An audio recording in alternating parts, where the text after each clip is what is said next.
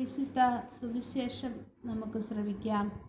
താൻ ജനക്കൂട്ടത്തെ പിരിച്ചുവിടുമ്പോഴേക്കും വഞ്ചിയിൽ കയറി തനിക്ക് മുമ്പേ മറുകരയിലുള്ള ബെത്സയിദയിലേക്ക് പോകുവാൻ അവൻ ശിഷ്യന്മാരെ നിർബന്ധിച്ചു. ആളുകളോട് യാത്ര പറഞ്ഞ ശേഷം അവൻ പ്രാർത്ഥിക്കുവാൻ മലയിലേക്ക് പോയി. വൈകുന്നേരമായപ്പോൾ വഞ്ചി നടുക്കടലിലായിരുന്നു. അവൻ തനിച്ച് കരയിലും.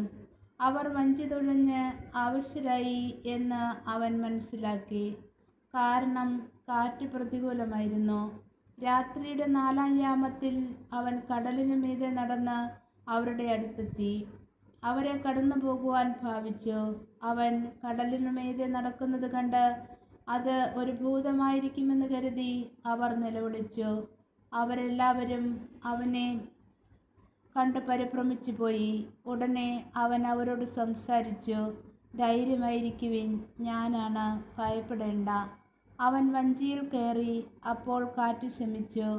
അവർ ആശ്ചര്യഭരിതരായി, കാരണം അപ്പത്തെക്കുറിച്ച് അവർ ഗ്രഹിച്ചിരുന്നില്ല. അവരുടെ ഹൃദയം മന്ദീഭവിച്ചിരുന്നു. അവർ കടൽ കടന്ന് ഗന്നേസറത്തിലെത്തി. വഞ്ചി കരയ്ക്കടുപ്പിച്ചു. കരയ്ക്ക് ഇറങ്ങിയപ്പോൾ തന്നെ ആളുകൾ അവനെ തിരിച്ചറിഞ്ഞു.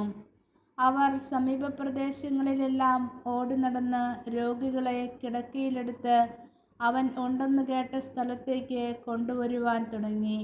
ഗ്രാമങ്ങളിലോ നഗരങ്ങളിലോ നാട്ടിൻപുറങ്ങളിലോ അവൻ ചെന്നിടത്തൊക്കെ ആളുകൾ രോഗികളെ കൊണ്ടുവന്ന് പൊതുസ്ഥലങ്ങളിൽ കിടത്തിയിരുന്നു. അവൻ്റെ വസ്ത്രത്തിൻ്റെ വെളുപ്പിലെങ്കിലും സ്പർശിക്കുവാൻ അനുവദിക്കണമെന്ന് അവർ അപേക്ഷിച്ചു. സ്പർശിച്ചവരെല്ലാം സുഖം പ്രാപിക്കുകയും ചെയ്തു. ഈശോ മിശിഹായ്ക്ക് സ്തുതിയായിരിക്കട്ടെ.